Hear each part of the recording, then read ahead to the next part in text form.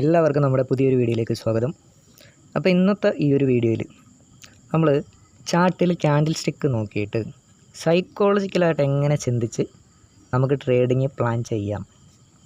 ട്രേഡിങ്ങിൽ entry ആയാലും exit ആയാലും അതൊക്കെ നമുക്ക് സൈക്കോളജിക്കലായിട്ട് ചിന്തിച്ചിട്ട് എങ്ങനെ പ്ലാൻ ചെയ്യാമെന്നാണ് നോക്കുന്നത്. അപ്പോൾ ഒരു ചാർട്ടിൽ നമ്മൾ വന്നു കഴിഞ്ഞാൽ, ട്രേഡിനായിട്ട് വന്നു കഴിഞ്ഞാൽ ഏറ്റവും കൂടുതലും ട്രേഡിങ്ങിൽ ആവശ്യമായിട്ടുള്ള ഒരു കാര്യം എന്ന് പറയുന്നത് സൈക്കോളജിക്കലായിട്ട് ചിന്തിച്ച് കാര്യങ്ങൾ പ്ലാൻ ചെയ്യുക എന്നുള്ളതാണ്. നമ്മുടെ സ്റ്റഡിയും അല്ലെങ്കിൽ എൻട്രി റൂള്, എക്സിറ്റ് റൂള്, ചാർട്ടിലെ ഓരോ പാറ്റേൺസ് ഇതൊക്കെ ഓക്കെ.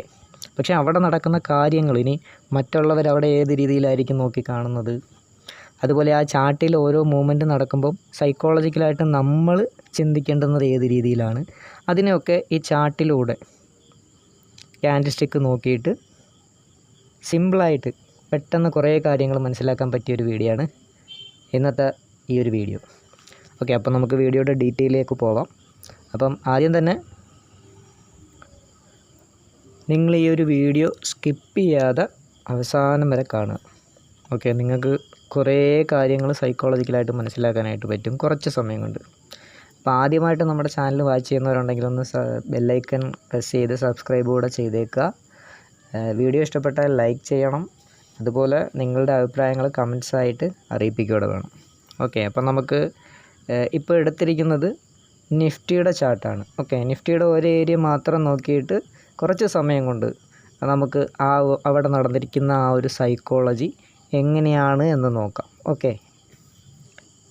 ഇപ്പോൾ ഈ ഒരു ഏരിയ നിങ്ങൾക്ക് നോക്കിയാൽ മനസ്സിലാക്കാൻ പറ്റും. നമ്മളിപ്പോൾ ഇത്രയും ഒരു ഏരിയയുടെ കാര്യം മാത്രമേ ഇവിടെ പറയുന്നുള്ളൂ. ഇത്രയും ഒരു ഏരിയയുടെ കാര്യം മാത്രമേ ആ ഒരു ഏരിയയിലെ ക്യാൻഡിൽ സ്റ്റിക്ക് നോക്കിയിട്ട് നമ്മളിപ്പം പറയുന്നുള്ളൂ. അപ്പോൾ ഈ ഒരു ഏരിയ മാത്രം നോക്കിയാൽ മതി. അപ്പോൾ നിലവിൽ മാർക്കറ്റ്, കഴിഞ്ഞ ദിവസത്തെ മാർക്കറ്റ് ഓപ്പൺ ചെയ്യുന്നതിന് മുമ്പ് തന്നെ വേണമെങ്കിൽ നമുക്ക് നോക്കാം, അല്ലെങ്കിൽ ആ ഒരു ഏരിയയിൽ തന്നെ നോക്കാം. മാർക്കറ്റ് എവിടെ നിന്നാണ് മുകളിലേക്ക് പോയത്? നമുക്കിവിടെ നോക്കാം. ഈ ഒരു ഏരിയയിൽ വന്ന് ക്ലോസ് ആയി 2-ാം തീയതി. അതിനുശേഷം അടുത്ത ദിവസം മാർക്കറ്റ് ഗ്യാപ്പ് അപ്പായിട്ട് ഓപ്പൺ ആയിട്ട് പിന്നീട് ഇവിടെ വന്ന് ഒരു ലോ ഉണ്ടാക്കിയിട്ട് അതിനുശേഷം ഇവിടെ ഒരു ഹൈ ക്രിയേറ്റ് ചെയ്തു. പിന്നീട് മാർക്കറ്റ് ഈ ഒരു ഏരിയയിൽ വന്ന് വീണ്ടും ഒരു ലോ വന്നു. അതിനുശേഷം വീണ്ടും വന്ന് കയറാൻ നോക്കി, ഈ ഒരു ഏരിയയിൽ വന്ന് ക്ലോസ് ചെയ്തു. അതിനുശേഷം ഒരു ഗ്യാപ്പ് ഡൗൺ ആയിട്ട് ഈ ഒരു ഏരിയയിലാണ് മാർക്കറ്റ് ഓപ്പൺ ചെയ്യുന്നത്, അല്ലേ? ഈ ഒരു ഏരിയയിലാണ് മാർക്കറ്റ് ഓപ്പൺ ചെയ്യുന്നത്. അപ്പോൾ ഇവിടെ നോക്കുമ്പോൾ കൂടുതലും റീറ്റെയിലറായിട്ടുള്ള ആൾക്കാർ എന്തായിരിക്കും, റീറ്റെയിലർ ചിന്തിക്കുന്നത് അവിടെ എന്തായിരിക്കും? ഇവിടെയായിരുന്നു ഒരു അവസാനത്തെ ലോ, ഇല്ലേ? ഇവിടെയായിരുന്നു ഒരു അവസാനത്തെ ലോ. അപ്പോൾ ആ ഒരു പുൾ ബാക്ക് എന്ന് പറയുന്നത് അവിടെ ഒരു നമുക്ക് പറയാം അതൊരു ഡിമാൻഡ് ഏരിയ ആണ് എന്ന് നമുക്ക് പറയാം, നല്ലൊരു സപ്പോർട്ട് ഏരിയ ആണെന്ന് പറയാം. അപ്പോൾ ഇവിടെ നോക്കുമ്പോൾ മാർക്കറ്റ് ആ ഒരു ഏരിയയ്ക്ക് താഴത്ത് വന്നു. അപ്പോൾ ഇവിടെ കൂടുതലും ആൾക്കാർ എന്തായിരിക്കും ചിന്തിക്കാൻ സാധ്യതയുള്ളത്? കൂടുതൽ ഈ റീറ്റെയിലറായിട്ടുള്ള ആൾക്കാർ എന്തായിരിക്കും ഈ ക്യാൻഡിൽ സ്റ്റിക്കിൻ്റെ കാര്യങ്ങളും ഒക്കെ വെച്ചിട്ട് അവരുടെ സ്ട്രാറ്റജിയും സ്റ്റഡിയും കാര്യങ്ങളൊക്കെ വെച്ചിട്ട് ചിന്തിക്കുന്നത് എന്തായിരിക്കും? മാർക്കറ്റ് താഴത്തേക്ക് വരാനുള്ള സാധ്യതയാണ് ഉള്ളത് എന്നാണ് അവർ ചിന്തിക്കുന്നത്. അവസാനത്തെ ആ ഒരു ലോ ബ്രേക്ക് ചെയ്ത് മാർക്കറ്റ് ഗ്യാപ്പ് ഡൗൺ ആയിട്ട് താഴത്ത് വന്നു. അപ്പോൾ നമ്മളവിടെ ചിന്തിക്കേണ്ടുന്നത് എന്താണ്? പെട്ടെന്ന് ചാടി കയറി ട്രേഡിന് പ്ലാൻ ചെയ്യുകയല്ല വേണ്ടേ. അവിടെ നടക്കുന്ന ക്യാൻഡിലിൻ്റെ മൂവ്മെൻറ്റ് അല്ലെങ്കിൽ നേരത്തെ നടന്നിട്ടുള്ള പ്രൈസ് ആക്ഷൻ കൃത്യമായിട്ട് അവിടെ നോക്കുക. ഇനി മാർക്കറ്റ് താഴത്തേക്ക് വന്നാൽ ഏതൊരു ഏരിയയിൽ വന്ന് സപ്പോർട്ട് എടുക്കാം, അവിടെ വന്നിട്ട് അതിനുണ്ടാകുന്ന ക്യാൻഡിലിൻ്റെ വ്യത്യാസങ്ങൾ എന്താണ്? അപ്പോൾ ഈ ഒരു ഏരിയയിൽ മാർക്കറ്റ് താഴത്തേക്ക് വന്നു എങ്കിലും ഇവിടെ നോക്കുമ്പോൾ നമുക്ക് എന്ത് കാണാം? ഈ ഒരു ഏരിയയിൽ താഴെ നിന്നും മുകളിലേക്ക് കയറി ഇവിടെ ഒരു ഹൈ ഉണ്ടാക്കിയിട്ട് താഴത്തേക്ക് വീണ ഒരു ഏരിയ. അപ്പോൾ ഈ ഒരു ഏരിയ എന്ന് പറയുന്നത് തിരിച്ച് മാർക്കറ്റ് താഴത്തേക്ക് ഇറങ്ങുമ്പോൾ ഒരു സപ്പോർട്ട് എടുക്കാൻ സാധ്യതയുള്ള ഒരു ഏരിയ തന്നെയല്ലേ? കണ്ടില്ലേ?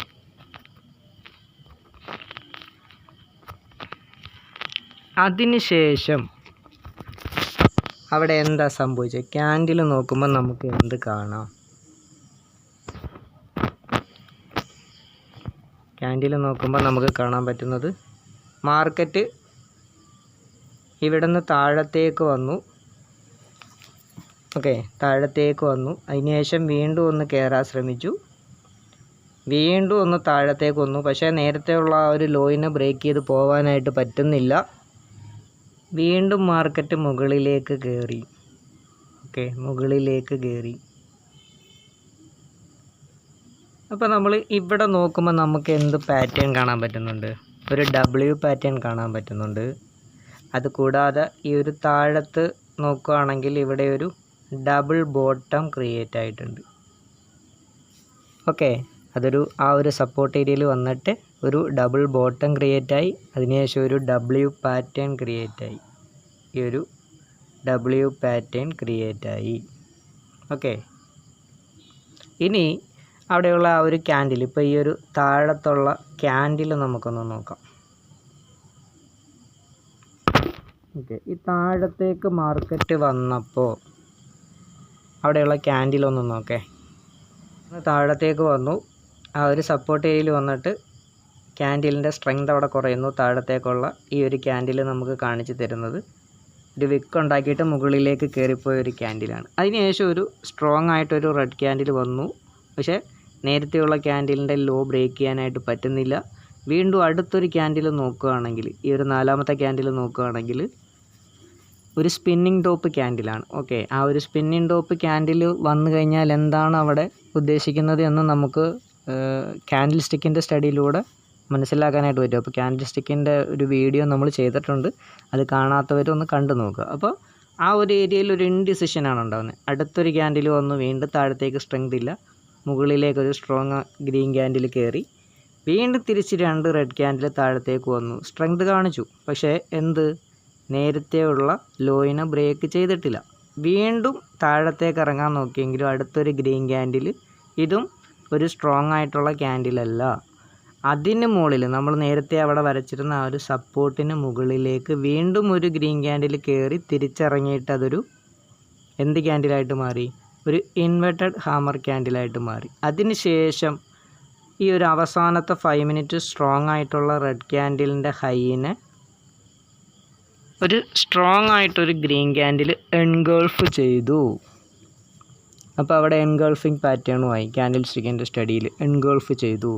അതുകൂടാതെ ഇവിടെ നമ്മൾ നേരത്തെ നോക്കിയ ഒരു W പാറ്റേൺ,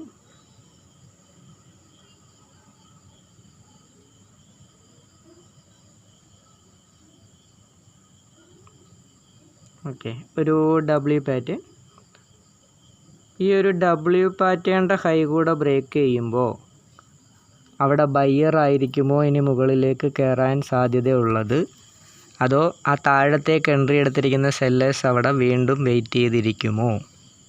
ചിന്തിച്ച് നോക്കുക, നമ്മൾ ചിന്തിച്ച് നോക്കുക. ഇത്രയും കാര്യങ്ങൾ നമുക്ക് ഒന്നിൽ കൂടുതൽ കൺഫർമേഷൻ ഒരു ഏരിയയിൽ കിട്ടിക്കഴിഞ്ഞാൽ നല്ല രീതിയിൽ ആ ട്രേഡിൽ കോൺഫിഡൻസ് ആയിട്ടിരിക്കാൻ പറ്റും.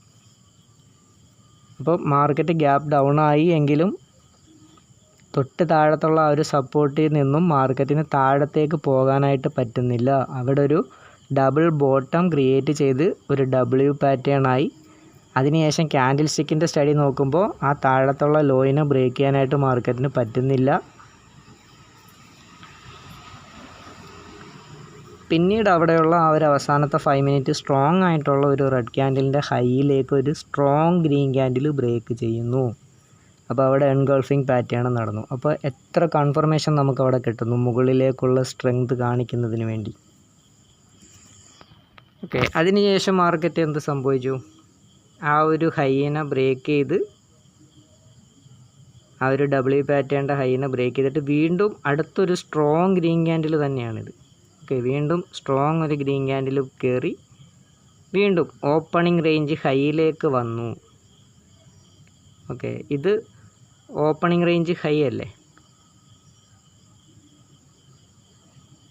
ഈ ഒരു ക്യാൻഡിൽ ഓപ്പണിംഗ് റേഞ്ച് ഹൈ ആണ്.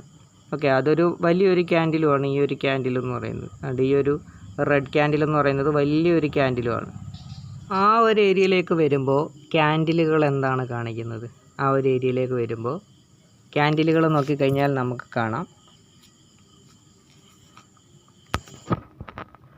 അവിടെ സ്ട്രെങ്ത് കുറയുന്നു ഇല്ലേ? മുകളിലേക്കുള്ള ആ ഒരു സ്ട്രെങ്ത് അവിടെ കുറയുന്നു. ഈ ഒരു ഏരിയ നമുക്ക് നോക്കുമ്പം കാണാം ആ ഒരു സ്ട്രെങ്ത് കുറയുന്നു. ഒരു സ്ട്രോങ് ആയിട്ടൊരു റെഡ് ക്യാൻഡിൽ താഴത്തേക്ക് വരുന്നു, വീണ്ടും ഒരു ഗ്രീൻ ക്യാൻഡിലാവുന്നു, വീണ്ടും ഒരു സ്പിന്നിങ് ടോപ്പ് ക്യാൻഡിൽ പോലത്തെ ചെറിയ ഡോജി ക്യാൻഡിൽ എന്ന് പറയാം, വീണ്ടും ഒരു സ്ട്രോങ് റെഡ് ക്യാൻഡിൽ വരുന്നു. പക്ഷേ തൊട്ട് താഴത്തെ ആ ഒരു ഡബ്ല്യു പാറ്റേണിൻ്റെ ഈ ഒരു ഹൈ റേഞ്ചിലേക്ക് വന്നിട്ട് മാർക്കറ്റ് വീണ്ടും മുകളിലേക്കുള്ള സ്ട്രെങ്താണ് കാണിച്ചുകൊണ്ടിരിക്കുന്നത്. കണ്ടില്ലേ? നമുക്ക് ഓരോ ക്യാൻഡിലുകളും ഇവിടെ നോക്കുമ്പോൾ കാണാം ഈ ഗ്രീൻ ക്യാൻഡിലിൻ്റെ സ്ട്രെങ്ത്. കണ്ടില്ലേ? അപ്പോൾ ഈ ഒരു ഗ്രീൻ ക്യാൻഡിലിൻ്റെ സ്ട്രെങ്ത് കാണുമ്പോൾ ഈ ഒരു സമയത്ത് ബയ്യറാണ് സെല്ലറിനെ കാട്ടി അവിടെ കൂടുതൽ ആക്ടിവേറ്റ് ആയിട്ടുള്ളത് എന്ന് നമുക്ക് മനസ്സിലാക്കാം. ഇനി മാർക്കറ്റ് അവിടെ നിന്ന് മുകളിലേക്ക് പോകുമ്പോൾ എവിടെ ഒരു റെസിസ്റ്റൻസ് ഏരിയ ഉണ്ട്, അല്ലെങ്കിൽ അടുത്ത ഏതൊരു ഏരിയയിൽ മാർക്കറ്റ് സ്റ്റോപ്പ് ആവാനുള്ള സാധ്യതയുണ്ട് എന്ന് നോക്കാം. അപ്പോൾ ഇന്നത്തെ ഈ ഒരു ദിവസം മാർക്കറ്റിൽ എന്താ സംഭവിച്ചത്? ഗ്യാപ്പ് ഡൗൺ ആയിട്ടല്ലേ ഓപ്പൺ ആയത്? ഗ്യാപ്പ് ഡൗൺ ആയിട്ടാണ് ഓപ്പൺ ആയത്. ഇവിടെയാണ് ക്ലോസ് ചെയ്തിരുന്ന ഒരു റേഞ്ച്, ഗ്യാപ്പ് ഡൗൺ ആയിട്ട് ഓപ്പൺ ആയി. അപ്പോൾ ഇവിടുന്ന് മുകളിലേക്ക് പോകുമ്പോൾ ആ ഒരു ഗ്യാപ്പ് ഫില്ല് ചെയ്യാനുള്ള സാധ്യത കൂടുതലല്ലേ? താഴെ നിന്ന് മുകളിലേക്ക് പോകുമ്പോൾ ഇവിടെ ഒരു ഗ്യാപ്പ് ഉണ്ട്, ആ ഒരു ഗ്യാപ്പിനെ ഫില്ല് ചെയ്യാനുള്ള സാധ്യത കൂടുതലാണ്. അപ്പോൾ ആ ഒരു ഏരിയ എന്ന് പറയുന്നത് നല്ലൊരു റെസിസ്റ്റൻസ് ഏരിയ ആയിട്ട് ആക്ട് ചെയ്യുന്ന ഏരിയ ആണ് ആ ഒരു ഗ്യാപ്പ് ഫില്ല് ചെയ്യാനായിട്ട് പോകുമ്പോൾ. ഓക്കെ, അപ്പോൾ ആ ഒരു ഏരിയയിലേക്ക് എത്തുമ്പോൾ നമ്മൾ ക്യാൻഡിലുകൾ ശ്രദ്ധിക്കുക. മുകളിലേക്ക് കയറി ആ ഒരു ഗ്യാപ്പിലേക്ക് എത്തിയപ്പോൾ ഫസ്റ്റ് ക്യാൻഡിൽ തന്നെ ഒരു സ്പിന്നിങ് ടോപ്പ് ക്യാൻഡിലായി, അടുത്ത സെക്കൻഡ് ക്യാൻഡിലും ഒരു സ്പിന്നിങ് ടോപ്പ് ക്യാൻഡിൽ, മൂന്നാമത്തെ ക്യാൻഡിലും തിരിച്ചൊരു തലതിരിഞ്ഞ ഹാമർ ക്യാൻഡിൽ പോലത്തെ ക്യാൻഡിൽ. ഇതിന് ഷൂട്ടിംഗ് സ്റ്റാർ, പക്ഷേ ഇതിനെ നമുക്ക് ഷൂട്ടിംഗ് സ്റ്റാർ ഒന്നും അങ്ങനെ പറയാൻ പറ്റത്തില്ല, കാരണം ബോഡിയും വിക്കും ഏകദേശം ഒരേ ലെവലിലാണ് വന്നിരിക്കുന്നത്. അതിന് ശേഷം ഒരു സ്ട്രോങ് ഗ്രീൻ ക്യാൻഡിൽ കയറി, വീണ്ടും ഒരു റിജക്ഷൻ ക്യാൻഡിൽ, ഒരു സ്പിന്നിങ് ടോപ്പ് ക്യാൻഡിൽ പോലെ വീണ്ടും ഒരു ക്യാൻഡിൽ വന്നു താഴത്തേക്ക്, ഷൂട്ടിംഗ് സ്റ്റാർ മോഡൽ, വീണ്ടും കയറാൻ നോക്കുന്നു. പക്ഷേ നേരത്തെയുള്ള ആ ഒരു ഗ്യാപ്പിൻ്റെ ഹൈയിലേക്ക് മാർക്കറ്റിന് ബ്രേക്ക് ചെയ്ത് പോകാൻ പറ്റുന്നില്ല. ഇവിടെ നമുക്ക് നോക്കുമ്പോൾ കണ്ടിന്യൂസ് ആയിട്ട് കൂടുതലും റിജക്ഷൻ ക്യാൻഡിലുകളാണ് കാണാൻ പറ്റുന്നത്. അതിന് ശേഷം സ്ട്രോങ് ആയിട്ടുള്ള 2 റെഡ് ക്യാൻഡിൽ താഴത്തേക്ക് വരുന്നു. ഓക്കെ, ഇവിടെ ഇത്രയും നേരം ഒന്ന് സൈഡായിട്ട് നിന്നു, സ്ട്രോങ് ആയിട്ടുള്ള 2 റെഡ് ക്യാൻഡിൽ താഴത്തേക്ക് വന്നു.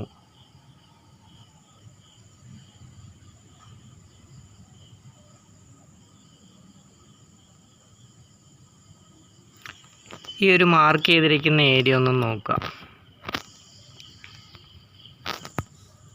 ഓക്കെ, ഇവിടെ നമ്മൾ മൊത്തത്തിൽ നോക്കുകയാണെങ്കിൽ ഇതൊരു റേഞ്ചിനുള്ളിൽ നിന്നതാണ് മാർക്കറ്റ് അല്ലേ? ആ ഒരു റേഞ്ചിനുള്ളിൽ നിന്നിട്ട് ആ ഒരു റേഞ്ചിനെ താഴത്തേക്ക് മാർക്കറ്റ് ബ്രേക്ക് ചെയ്തു അല്ലേ? ഈ ഒരു 2 റെഡ് ക്യാൻഡിൽ നോക്കുമ്പോൾ ഇത്രയും നേരം നിന്ന ആ ഒരു ക്യാൻഡിലിൻ്റെ സ്ട്രെങ്തിനെ ഈ ഒരു 2 റെഡ് ക്യാൻഡിൽ സിമ്പിളായിട്ട് താഴത്തേക്ക് ബ്രേക്ക് ചെയ്തു.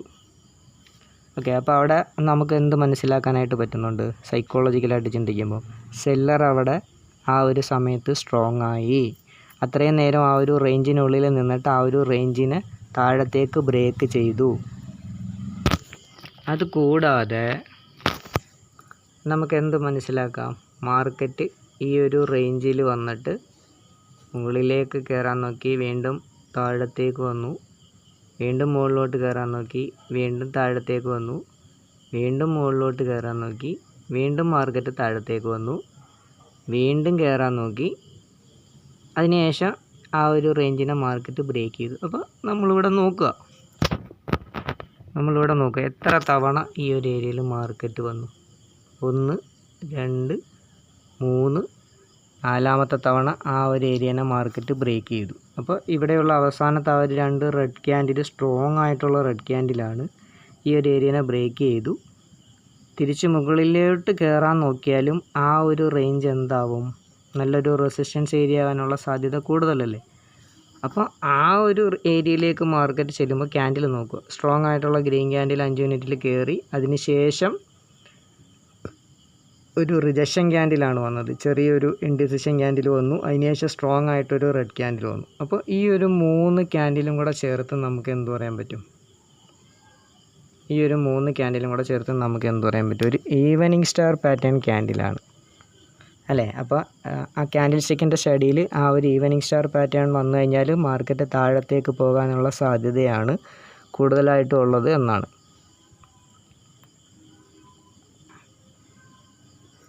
പിന്നെ നമുക്ക് അവിടെ വേറെ എന്ത് കൺഫർമേഷൻ നോക്കാൻ പറ്റും? ഈ ഒരു ഏരിയയിൽ നമ്മൾ വേറൊരു കൺഫർമേഷൻ നോക്കുകയാണെന്നുണ്ടെങ്കിൽ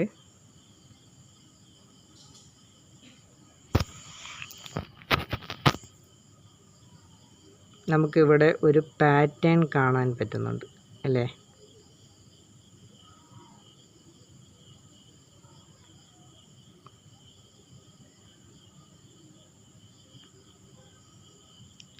ഹെഡ് ആൻഡ് ഷോൾഡർ പാറ്റേൺ അല്ലേ? അപ്പോൾ ആ ഒരു ഹെഡ് ആൻഡ് ഷോൾഡർ പാറ്റേണും കൂടെ വന്നപ്പോൾ മാർക്കറ്റ് അടുത്ത സപ്പോർട്ട് വരെ വരാനുള്ള സാധ്യത കൂടുതലല്ലേ? ഇത് ഒരു ഷോൾഡർ, ഇത് ഹെഡ്, ഇത് അടുത്ത ഷോൾഡർ, ഇവിടെ താഴത്തെ ബോട്ടം, ആ ഒരു ബോട്ടത്തിന് ബ്രേക്ക് ചെയ്തു. അപ്പോൾ ഹെഡ് ആൻഡ് ഷോൾഡർ പാറ്റേണുമായി നമുക്കിവിടെ എത്ര കൺഫർമേഷൻ സൈക്കോളജിക്കലായിട്ട് ഇങ്ങനെ ചിന്തിച്ചുകൊണ്ട് ക്യാൻഡിൽ സ്റ്റിക്കിനെ ചാർട്ട് നോക്കിയിട്ട് സൈക്കോളജിക്കലായിട്ട് ചിന്തിച്ച് ഇതേ രീതിയിൽ വേണം നമ്മൾ ചാർട്ടിൽ നോക്കാൻ. അല്ലാതെ ഒരു ഗ്രീൻ ക്യാൻഡിൽ മുകളിലേക്ക് പോയി അടുത്തൊരു ക്യാൻഡിൽ പോകുമ്പോൾ എൻട്രി, അല്ലെങ്കിൽ ഒരു റെഡ് ക്യാൻഡിൽ താഴത്തേക്ക് വരുന്നു, അടുത്തൊരു റെഡ് ക്യാൻഡിൽ താഴത്തേക്ക് വരുമ്പോൾ താഴത്തേക്കുള്ള എൻട്രി എടുക്കുക, ആ ഒരു രീതിയിലല്ല നമ്മൾ നോക്കിക്കാണേണ്ടത്. ചാർട്ടിന് ഇതേ രീതിയിൽ പ്ലാൻ ചെയ്യുക കാര്യങ്ങൾ. അവിടെ നടക്കുന്ന ആ ഒരു മൂവ്മെൻറ്റിനെ നമ്മളൊന്ന് സൈക്കോളജിക്കലായിട്ട് ചിന്തിക്കുക. അവിടെ നടക്കുന്ന മൊത്തത്തിലുള്ള കാര്യങ്ങൾ ചാർട്ടിനെ ഇതേ രീതിയിൽ വേണം നമ്മൾ നോക്കിക്കാണാനായിട്ട്. ഒന്നിൽ കൂടുതൽ കൺഫർമേഷൻ നമുക്കിതിലൂടെ കിട്ടും. അപ്പം ആ ഒരു ട്രേഡിൽ നമുക്ക് കൂടുതൽ കോൺഫിഡൻസ് ആയിട്ട് ഇരിക്കാനും പറ്റും, നമുക്കുണ്ടാകുന്ന ലോസിനെ നമുക്ക് കുറയ്ക്കാനും പറ്റും. വെയിറ്റ് ചെയ്ത് ക്ഷമയോടുകൂടി ഇരുന്ന് നല്ല ഏരിയയിൽ നിന്നും, നല്ല റെസിസ്റ്റൻസ് ആൻഡ് സപ്പോർട്ട് ഏരിയയിൽ നിന്നും ഇതുപോലെ ക്യാൻഡിൽ സ്റ്റിക്കിൻ്റെ സ്ട്രെങ്തും അവിടെ നടക്കുന്ന പാറ്റേണും കാര്യങ്ങളൊക്കെ ഒന്ന് സൈക്കോളജിക്കലായിട്ട് ഇതുപോലെ നമ്മൾ ചിന്തിച്ച്, ഇത് നിങ്ങൾക്ക് കുറച്ച് സമയം എടുക്കും എക്സ്പീരിയൻസ് ആവാനായിട്ട്. കാരണം നല്ല രീതിയിൽ ഇതുപോലെ പോയിട്ട് ഓരോ ദിവസത്തെയും ചാർട്ട് എടുത്തിട്ട് നിങ്ങൾ ബാക്ക് ടെസ്റ്റ് ചെയ്യുക. ഇതുപോലെ ബാക്ക് ടെസ്റ്റ് ചെയ്യുക. അവിടെ നടന്നിട്ടുള്ള കാര്യങ്ങൾ എന്താണ്, ക്യാൻഡിലിൻ്റെ സ്ട്രെങ്ത് നോക്കുക, അവിടെ നടന്നിട്ടുള്ള സപ്പോർട്ട് റെസിസ്റ്റൻസ് ഏരിയ, ആ ഒരു ഏരിയയിൽ എത്തിയപ്പോൾ ഏത് ടൈപ്പ് ക്യാൻഡിലാണ് അവിടെ ഫോം ആയിരിക്കുന്നത്, അല്ലെങ്കിൽ ഏത് ടൈപ്പ് പാറ്റേൺ ആണ് അവിടെ വന്നിരിക്കുന്നത്. അപ്പോൾ എന്ത് ഡിസിഷൻ നമുക്ക് സൈക്കോളജിക്കലായിട്ട് എടുക്കാൻ പറ്റും? മറ്റുള്ളവരും എന്തായിരിക്കും ചിന്തിക്കുന്നത്? ഇതേ രീതിയിലായിരിക്കത്തില്ലേ അവരും വലിയ പ്ലേയേഴ്സൊക്കെ ചിന്തിക്കുന്നതും? ഇതേ രീതിയിൽ തന്നെ ആയിരിക്കത്തില്ലേ? അപ്പോൾ ഇങ്ങനെയുള്ള കാര്യങ്ങൾ വന്നു കഴിഞ്ഞാൽ അവരും എന്ത് ചിന്തിക്കാം? അപ്പോൾ അവരുടെ ഡയറക്ഷൻ, അവരേത് ഡയറക്ഷനിലേക്കാണോ പോകാൻ ഉദ്ദേശിക്കുന്നത് ആ ഡയറക്ഷനിലേക്ക് നമുക്കും പോകാൻ പറ്റും. അപ്പോൾ ഇതുപോലെ നിങ്ങൾ ചിന്തിച്ചിട്ട് സൈക്കോളജിക്കലായിട്ട് ക്യാൻഡിൽ സ്റ്റിക്കും ചാർട്ടും ഒക്കെ നോക്കിയിട്ട് ഇനി മുതൽ ചാർട്ടിൽ സ്റ്റഡി ചെയ്ത് നല്ല രീതിയിൽ നല്ല പ്രോഫിറ്റ് ഏൺ ചെയ്യാനായിട്ട് ശ്രമിക്കുക. ഓക്കെ, ഇത് നിങ്ങൾക്ക് ഒരു വട്ടം കണ്ടിട്ട് മനസ്സിലായില്ലെങ്കിൽ വീണ്ടും ഒന്നും കൂടെ റിപ്പീറ്റായിട്ട് കണ്ടോ. ഇതിനകത്ത് ഒരുപാട് കാര്യങ്ങളൊന്നും നമ്മൾ പറഞ്ഞിട്ടില്ല. നിഫ്റ്റിയുടെ ചാർട്ടിൽ ഒരു ഏരിയയിലുള്ള കുറച്ച് കാര്യങ്ങൾ മാത്രമേ പറഞ്ഞിട്ടുള്ളൂ. ഓക്കെ, അപ്പോൾ ഇതുപോലെ നിങ്ങൾക്ക് ഈ വീഡിയോ ഇഷ്ടമായെങ്കിൽ ഒന്ന് ലൈക്ക് ചെയ്തേക്കുക, കമൻറ്റ് ചെയ്യുക. ഇനി ഇതുപോലെ ഇനിയും സൈക്കോളജിക്കലായിട്ടുള്ള കാര്യങ്ങൾ അറിയണമെങ്കിലോ അല്ലെങ്കിൽ വേറെ എന്തെങ്കിലും കാര്യങ്ങൾ അറിയണമെങ്കിലോ നിങ്ങൾ കമൻറ്റ്സായിട്ട് അറിയിപ്പിച്ചാൽ മതി. അടുത്തൊരു വീഡിയോ നമ്മൾ വേറെ ചെയ്യുന്നതായിരിക്കും. ഓക്കെ, അപ്പം നെക്സ്റ്റ് വീഡിയോ ആയിട്ട് വീണ്ടും കാണാം.